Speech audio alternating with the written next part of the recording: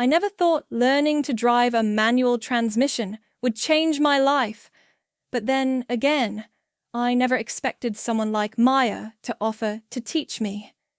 It started on a random Thursday afternoon at the coffee shop where I worked. Maya had been coming in for months, always ordering the same thing, a black coffee with just a splash of oat milk. She had this way of looking at me when she ordered, like she was reading something written just beneath my skin. Dark eyes that lingered a half-second too long, a smile that felt like a secret we were already sharing. That Thursday she leaned against the counter after I handed her the coffee, and she said, "I noticed your car's been in the shop a lot lately." I laughed, embarrassed. "Yeah, my poor Civic is basically held together with duct tape and prayers at this point." "You ever think about getting something new?" she asked, and there was something playful in her tone. "On a barista's salary? I'd be lucky to afford a bike." She tilted her head, studying me with an expression I couldn't quite read. "I'm selling my old Miata, actually. Manual transmission. Great condition. I could give you a really good price." My heart did this weird flutter thing. "I don't know how to drive stick." "I could teach you." The words hung in the air between us, charged with something I didn't want to name yet. "If you're interested." I should have said no. I should have made some excuse about being too busy or too broke or too anything. But instead, I heard myself say, "Yeah, okay, I'd like that." That Saturday, she picked me up in the Miata. It was red, sleek, beautiful, in that effortless way Maya herself was beautiful. She wore a white tank top and faded jeans, her hair pulled back in a loose ponytail, and when she smiled at me from the driver's seat, I forgot how to breathe for a second. "Ready?" she asked. I slid into the passenger seat, and the car smelled like her, something clean and warm, like cedar and rain. Ready as I'll ever be. She drove us to an empty parking lot on the edge of town, the kind of vast abandoned space that used to belong to a big box store before it went under. Perfect for a beginner. When she parked and turned off the engine, the silence felt suddenly intimate. "Okay," she said, turning to face me. "First thing you need to know about driving manual. It's all about feel. You have to listen to the car, pay attention to what it's telling you." We switched seats, and suddenly I was behind the wheel, my hands gripping it too tightly. Maya settled into the passenger seat, angling her body toward me, and I was hyper-aware of how close she was, how her knee almost touched mine. "Left foot on the clutch," she instructed, her voice low and steady. "All the way down." I pressed the pedal to the floor. "Good. Now, right foot on the brake. Start the car." I turned the key, and the engine rumbled to life beneath us. The vibration traveled through my whole body. "Now," Maya said, and she shifted closer. "This is where it gets interesting. You're going to slowly release the clutch while gently pressing the gas. The trick is finding the balance point." I tried. The car lurched forward and immediately stalled out. I felt my face go hot with embarrassment. "It's okay," Maya said quickly, her hand landing on my shoulder. The touch sent electricity down my spine. "Everyone stalls out their first time. Try again." I did, and stalled again. And again. "Here," Maya said finally, and then she was unbuckling her seatbelt, leaning across the center console. "Let me show you." Her hand covered mine on the gear shift. Her skin was warm, her fingers strong and sure. My breath caught. "Feel that?" she asked, and her voice was so close to my ear I could feel the warmth of it. "You're going to press the clutch down again, and I'll help you feel when to shift." I couldn't speak, could only nod. We started again, her hand over mine, guiding me through the motions. Clutch down, into first gear, slow release while adding gas.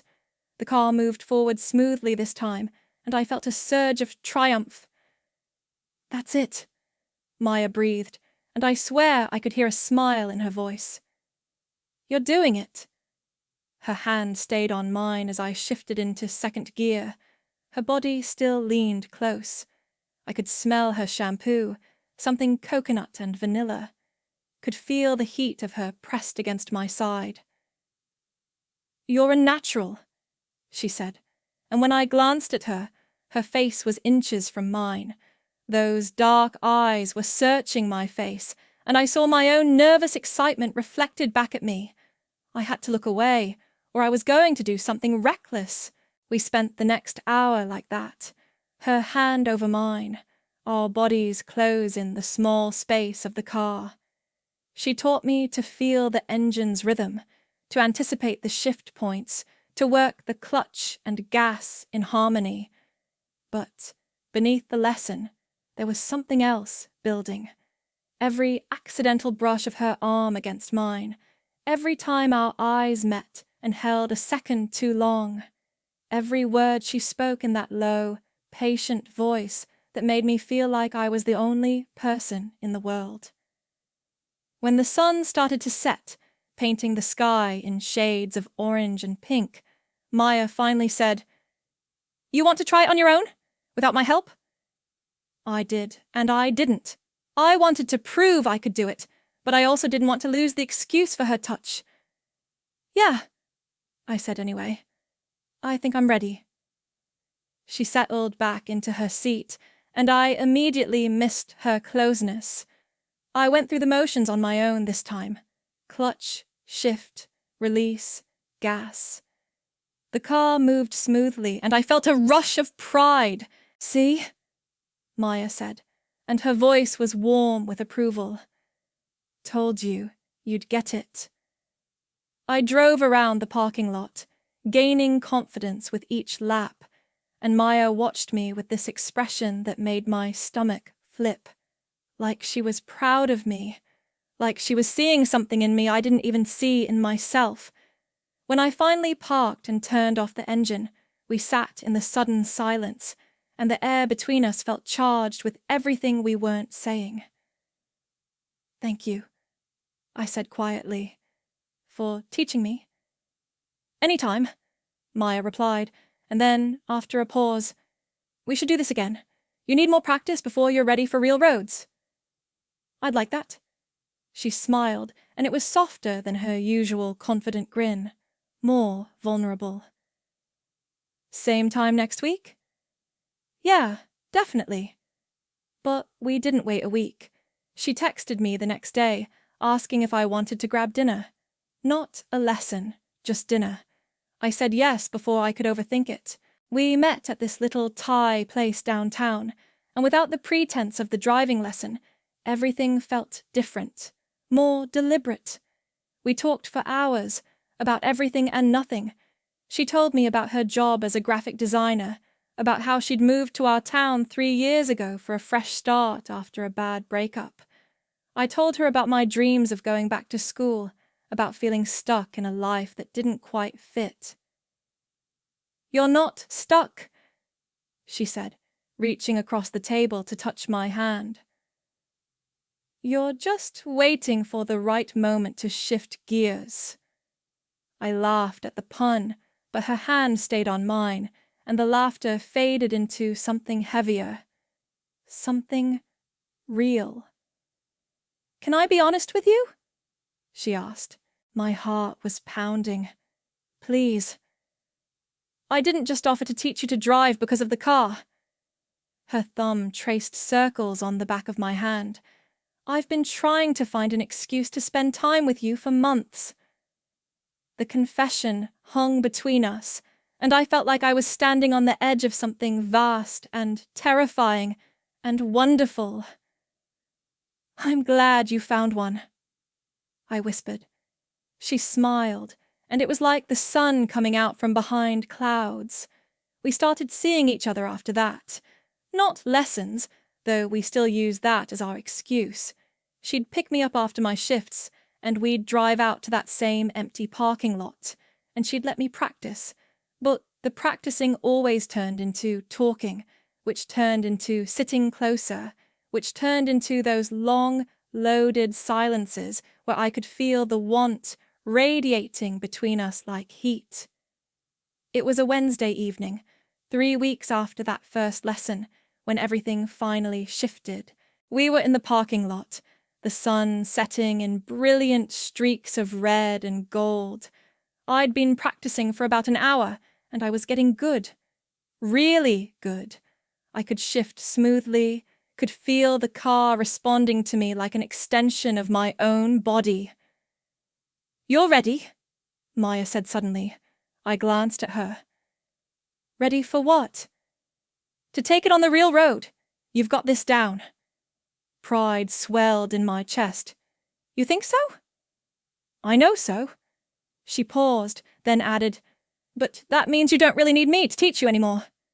The words landed like a stone in my stomach. "Oh." "Unless," she continued, and her voice was careful, nervous in a way I'd never heard before, "you want me around for other reasons." I pulled the car to a stop and turned to face her fully. Her expression was open, hopeful, scared. "Beautiful, Maya," I said, and my voice was shaking.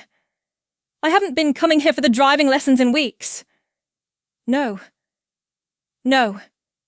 I reached out, my hand trembling slightly, and touched her face. Her skin was soft and warm, and she leaned into my palm like she'd been waiting for this touch. "I've been coming here because I can't stop thinking about you. Because every time I'm not with you, I'm wishing I was. Because when your hand is on mine, I feel like I can do anything." Her eyes searched mine, dark and deep and full of something that made my heart race. "I was hoping you'd say that." "Yeah?" "Yeah." She turned her head slightly, pressing a kiss to my palm, and the tenderness of it made my breath catch. "Because I'm falling for you. Have been since the first time you smiled at me over that coffee counter." I don't know who moved first, maybe both of us at the same time, but suddenly we were kissing, and it was like everything I'd been holding back for weeks came pouring out at once.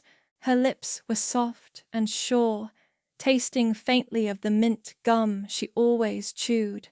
Her hand came up to cup the back of my neck, fingers threading through my hair, and I made a sound I'd be embarrassed about later. We kissed until the windows fogged up, until the sky went from red to purple to deep blue, until my lips were swollen and my heart was so full I thought it might burst. When we finally pulled apart, both breathing hard, Maya laughed softly. "I've wanted to do that for so long." "Why didn't you?" "I wasn't sure you wanted me to. Wasn't sure you felt the same way." She touched my face, her thumb brushing over my cheekbone. "You're hard to read sometimes." "I was trying not to get my heart broken," I admitted. "You're so confident, so put together. I didn't think someone like you would actually want someone like me." "Someone like you?" She looked almost offended. "You're smart and funny and kind. You light up every room you walk into. Do you know how many times I came to that coffee shop just to see you smile?" I felt tears prick at my eyes. "Maya, I mean it." She kissed me again, softer this time, sweeter. "I'm crazy about you." "I'm crazy about you too." We stayed in that parking lot until the stars came out, talking and kissing and making plans. She asked me to be her girlfriend in that straightforward way of hers. No games, no ambiguity, and I said yes so fast I almost cut her off mid-sentence. That night, when she drove me home, I sat in the passenger seat with my hand on the gear shift, and she covered it with hers like she had that first day. But this time, it wasn't about teaching me. It was about connection, about claiming this thing between us. "You're still going to let me practice driving, right?" I asked as we pulled up to my apartment. She grinned. "As long as you want, though I have to warn you, I'm going to be a very distracting passenger." "I'm counting on it." She kissed me goodnight in the glow of the streetlight, long and slow and full of promise. That was 6 months ago. I bought the Miata from her, though she refused to let me pay anywhere near what it was worth. I drive it every day now, and every time I shift gears, I think of her hand over mine, of how she taught me not just to drive, but to take chances, to trust myself, to believe I was worth wanting. We're talking about moving in together. She wants to get a place with a garage so we can work on the car together. I want a kitchen big enough for both of us to cook in, though she's already warned me she's terrible at anything that doesn't involve a microwave. Sometimes, on Saturday mornings, we still drive out to that parking lot. We bring coffee and breakfast, and we sit on the hood of the Miata and watch the sunrise. She still puts her hand over mine sometimes, even though I don't need the guidance anymore. But I never pull away. I never want to, because the truth is, she didn't just teach me to drive stick. She taught me what it feels like to be seen, really seen, by someone who thinks you're worth the effort. She taught me that love doesn't have to be complicated or uncertain. Sometimes it's as simple as two people in a car, hands touching on a gear shift, both brave enough to say what they want. And what I want is her. Always her. The Miata's still running strong, by the way. Turns out, when you love something enough to take care of it properly, it takes care of you right back. Same goes for relationships, I'm learning. Maya still comes to the coffee shop sometimes, even though we live together now. She orders her black coffee with a splash of oat milk, and she looks at me across the counter with those dark eyes that see straight through to my soul. And every single time, my heart does that same flutter it did the first time she offered to teach me to drive. Some lessons, I guess, you never stop learning, and some teachers you never want to let go of. I'm the luckiest woman in the world, not because I learned to drive stick, though that's pretty cool, but because she put her hand over mine and showed me exactly where I needed to go. I needed to. Straight into her heart. Total _ char _ count. 16,847.